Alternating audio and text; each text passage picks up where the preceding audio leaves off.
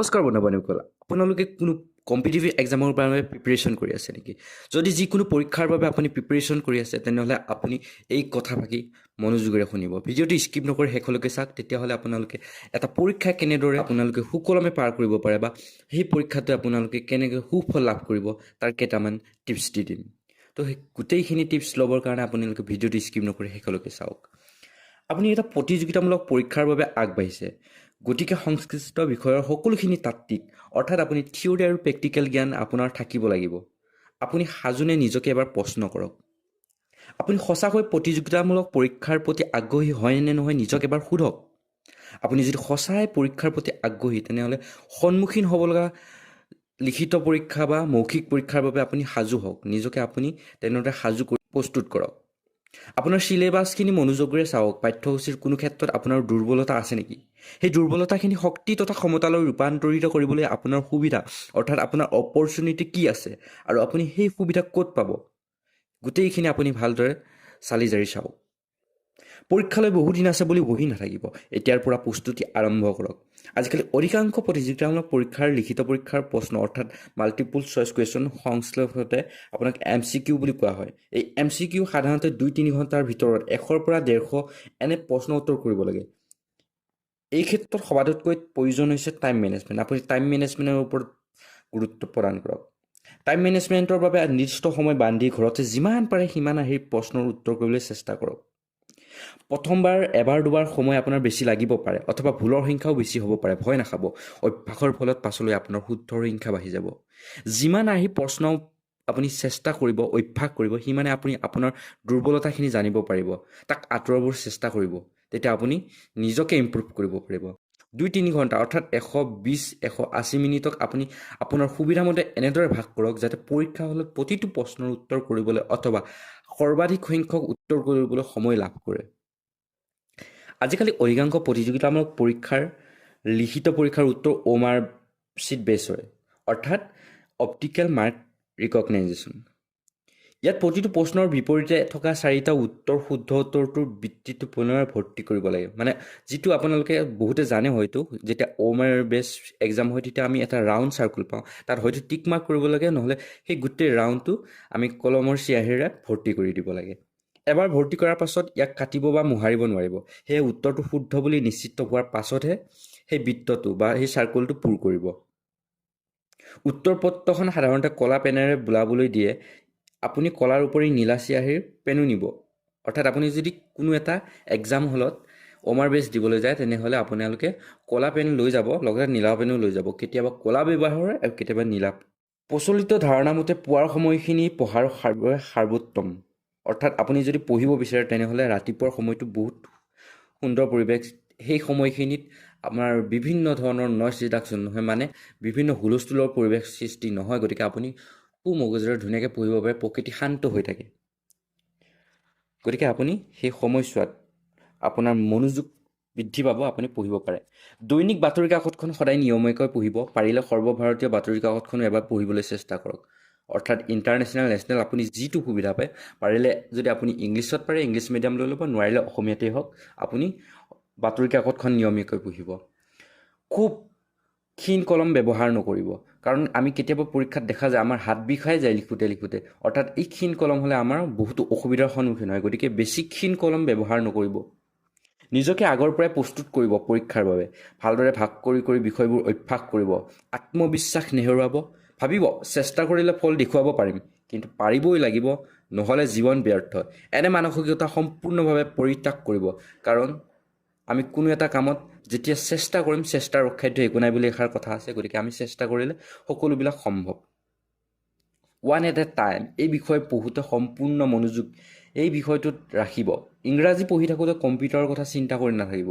প্ৰথমে কৰি থকা পাঠটো শেষ কৰিহে অন্যফালে মন খেলিব। অৰ্থাৎ আপুনি যদি কিবা এটা পঢ়িছে তেনেহ'লে সেই পঢ়া বস্তু যিটো পঢ়িছে আপুনি তাৰ ওপৰতে গুৰুত্ব প্ৰকাশ কৰক, অন্য এটা বিষয় বাছি নল'ব।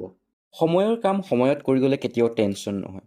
পাছত কৰিম বুলি পৰীক্ষাৰ সময়লৈ যেতিয়া কাম পেলাই থোৱা হয় বা পঢ়িম বুলি পেলাই থোৱা হয়, তেতিয়া পৰ্বত সমান পাঠ্যক্ৰম দেখি আমাৰ টেনশ্যন হয়। গতিকে সময়ৰ কাম সময়ত কৰি যাব লাগে। কথাতে কয় নহয়, সময়ৰ শৰ সময়ত মাৰিলেহে শৰ পহুৰ মঙহ খাবলৈ পোৱা যায়। গতিকে সময়ৰ কাম সময়ত কৰি যাব। নোৱাৰত পৰিলে টোপনি ক্ষতি নকৰিব। এৰাতিৰ টোপনি ক্ষতি পূৰাবলৈ 2 বা 3 ৰাতিৰ প্ৰয়োজন হয়। গতিকে কেতিয়াও পৰাপক্ষত টোপনি ক্ষতি নকৰিব। তদুপৰি ইয়াৰ পৰা অসুখো হ'ব পাৰে যি পৰীক্ষাৰ্থীৰ বাবে অত্যন্ত অপকাৰী। ৰাতি সময়মতে খোৱাটো শৰীৰৰ বাবে খুবেই প্ৰয়োজনীয়। 24 ঘণ্টাত 6 ঘণ্টা এজন পৰীক্ষাৰ্থীয়ে শুব লাগে আৰু সেয়াও সময়মতে।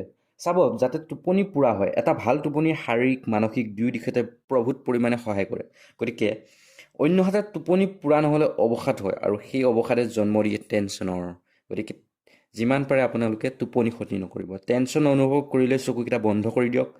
লিখি আছে যদি কলমটো টেবুলত থৈ দিয়ক। এতিয়া দীঘলকৈ উশাহ টানক, কমেও 3 বাৰমান। গতিকে তেতিয়া আপোনালোকে ৰিলেক্স ফিল কৰিব। চকু বন্ধ কৰি মনৰ ভিতৰত লাহে লাহে উচ্চাৰণ কৰিব, ৰিলেক্স, বা আপোনালোকে ওম আদি শব্দবোৰ ব্যৱহাৰ কৰিব পাৰে। তেনেদৰে 3-4 বাৰমান কৰক, দেখিব আপোনালোকৰ টেনশ্যন কমিবলৈ আৰম্ভ কৰিছে। যদি আপুনি পৰীক্ষা হলত বহিছে তেনেহ'লে পৰীক্ষা হলত সদায় আপোনাৰ বাবে সহজ প্ৰশ্নটোৰ পৰা উত্তৰ কৰিবলৈ আৰম্ভ কৰিব। দুটামান প্ৰশ্ন কৰাৰ পাছত যেতিয়া আত্মবিশ্বাস আহিব তেতিয়াহে অপেক্ষাকৃতভাৱে কঠিন প্ৰশ্নবোৰৰ উত্তৰ কৰিবলৈ আপোনাৰ সহজ হৈ পৰিব। পৰীক্ষাৰ তাৰিখ জনাৰ পিছত বহু পৰীক্ষাৰ্থীৰ মনত অত্যাধিক ভাৱনা, ৱৰিছ আৰু বা বহুত সময় এক প্ৰকাৰৰ অবজেকশ্যন আৰম্ভ হয়। মনৰ মাজত এনেধৰণৰ ভাৱনা আঁতৰ কৰি ল'ব, তেতিয়াহে আপোনালোকে ৰিলেক্স ফিল কৰিব। মনত ৰাখিব, আপুনি নিজকে সমৰ ক্ষেত্ৰলৈ যোৱাৰ দৰে প্ৰস্তুত কৰি তুলিব লাগিব। অৰ্থাৎ আপুনি ৰণলৈ যেন গৈছে তেনেদৰে আপোনাক নিজক প্ৰস্তুত কৰি ল'ব। সেই শাৰীৰিক মানসিক সকলো দিশলৈকে আপুনি চকু দিব। যিদৰে পঢ়িব লাগিব সেইদৰে কথাখিনি মনতো ৰাখিব লাগিব। পৰীক্ষাৰ আগত কোনো কথাত আৱেগিক নহ'ব। আৱেগিক হোৱাৰ যিকোনো কাৰণ এৰাই চলিব। মুঠতে বাহিৰা কথাত মূৰ নুসুমাব। অৰ্জুনে দ্ৰোণাচাৰ্যৰ পৰীক্ষাৰ সময়ত কাৰ মাৰিবলগীয়া চৰাইটোৰ চকুটোৰ বাহিৰে একো দেখা নাছিল বুলি তেখেতে ব্যক্ত কৰিছিল। গতিকে মনত ৰাখিব যে সেই অৰ্জুনৰ দৰে আপুনিও এটা লক্ষ্য ৰাখি ল'ব। একেদৰে বহি পঢ়ি থকা বা চকুৰ ওপৰত, ডিঙিৰ মাংসপেশীৰ ওপৰত তথা ৰাজহাড়ৰ ওপৰত চাপ পৰে। আৰু এই শাৰীৰিক অৱসাদে আমি মানসিক অৱসাদ বুলি ভুল কৰোঁ। সেই অৱসাদ অনুভৱ কৰাৰ লগে লগে পঢ়া বন্ধ নকৰি সেই অৱসাদবোৰ আঁতৰ কৰিবলৈ চেষ্টা কৰা উচিত। এই শাৰীৰিক অৱসাদ দূৰ কৰিব পাৰিলে আমি পঢ়াৰ সময় দুগুণ বঢ়াব পাৰিম। কিন্তু এই অৱসাদ কেনেকৈ আঁতৰ কৰিম? কেইটামান খুব সাধাৰণ ব্যায়াম কৰি আমি এই অৱসাদ আঁতৰ কৰিব পাৰোঁ। 30-40 মিনিট একেৰাহে পঢ়াৰ পিছত কিতাপৰ পৰা চকু আঁতৰাই দূৰলৈ চাব। তাৰপাছত হাতৰ তলুৱা দুখনত মোহাৰি চকুৰ ওপৰত লাহেকৈ চাপ দিব। তাৰপাছত প্ৰথমে থুতুৰিটো বুকুত লগাই তাৰপাছত পিছফালে ওলাই নি থাকিব। এনেদৰে 3-4 বাৰ কৰাৰ পাছত স্বাভাৱিক অৱস্থাত মেৰুদণ্ড পোন কৰি কিছু সময় ৰ'ব। এইবাৰ শৰীৰটো পোন কৰি ৰাখি মূৰটো এবাৰ বাওঁফালে আৰু এবাৰ সোঁফালে হাওলাব। এনেদৰে যেতিয়া অৱসাদ অনুভৱ কৰে তেতিয়াই এই ব্যায়ামকেইটা কৰা উচিত। আৰু এটা কথা, বেছি সময় তলমুৱা হৈ লিখি পঢ়ি নাথাকিব। পৰাপক্ষত মেৰুদণ্ড পোন কৰি ৰাখিবলৈ চেষ্টা কৰিব। কেৱল নিৰ্বাচিত প্ৰশ্ন পঢ়ি পৰীক্ষাৰ প্ৰস্তুতি নচলাব। চিলেবাছৰ মতে কেওটা বিষয়তে ধৰক আপোনাৰ চিলেবাছত যি বিষয় আছে, ইতিহাস হওক, ভূগোল হওক, ইংৰাজী, অসমীয়া, যি ছাবজেক্টত আপুনি পৰীক্ষা দিবলৈ বিচাৰে আপুনি চিলেবাছৰ সকলোখিনি আপুনি জ্ঞান পৰ্যাপ্ত কৰি যাব। মানে সকলোৰে অকণ হ'লেও পঢ়িব, কিন্তু মানে ভাগ কৰি ল'ব। কিন্তু যিটো বিষয়ত আপুনি পঢ়ি থাকে সেই বিষয়তেই আপুনি মনোযোগ বৃদ্ধি কৰি যাব, যাতে আপুনি অন্য এটা বিষয়লৈ লগালগ গুচি নাযায়। মনত ৰাখিব, আপুনি অতদিনে অৰ্জন কৰা জ্ঞান এক নিৰ্দিষ্ট সময়ৰ ভিতৰত সঠিক আৰু উচিত স্থাপন কৰিব লাগিব। গতিকে আপুনি পৰীক্ষাৰ এই নিৰ্দিষ্ট সময়খিনি ক'ত কেনেকৈ খৰচ কৰিব তাৰ সিদ্ধান্ত ল'বলৈ পৰীক্ষাৰ বেছ কিছুদিন পূৰ্বৰ পৰাই প্ৰস্তুতি চলাব লাগিব। এটা প্ৰয়োজনীয় কথা যি আপোনাক সময় নিৰ্ধাৰণ কৰোঁতে সহায় কৰিব আৰু পৰীক্ষাত উত্তৰ লিখিবলৈ অভ্যাসো কৰাব, ই হ'ল মক টেষ্ট। আপুনি মক টেষ্ট দিব, যিমান পাৰে মক টেষ্ট দিব।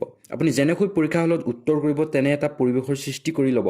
এখন প্ৰশ্ন কাকত গোটাই ল'ব। এই পৰীক্ষা দিব খোজে 2-3 জন লগ হৈ, অৰ্থাৎ আপুনি যিটো পৰীক্ষা দিব খুজিছে তাৰে লগত, বা কোনোবাই যদি কম্পিটিটিভ এক্সামৰ প্ৰিপেৰেশ্যন কৰিছে আপোনাৰ লগৰ, তেনেহ'লে তেওঁলোকক লগত লৈ প্ৰশ্ন কাকত কেইখনমান প্ৰস্তুত কৰিব আৰু সলনি কৰি পৰীক্ষাৰ বাবে আপোনালোকে সাজু হ'ব।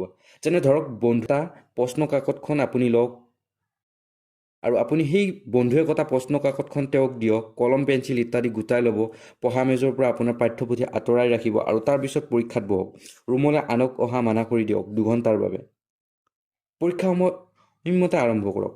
2 ঘণ্টাৰ পাছত ঘড়ীত এলাৰ্ম দি ৰাখক। মনত ৰাখিব, ইয়াত আপুনি নিজে পৰীক্ষা কৰিছে আৰু সেয়ে আপুনি নিজৰ ওচৰত 100% সৎ হ'ব। আপুনি পাঠ্যক্ৰম পঢ়ি হোৱাৰ পাছত যিমান সম্ভৱ সিমান মক টেষ্ট দিয়ক। ই আপোনাৰ আত্মবিশ্বাস দিনক দিনে বঢ়াই তুলিব।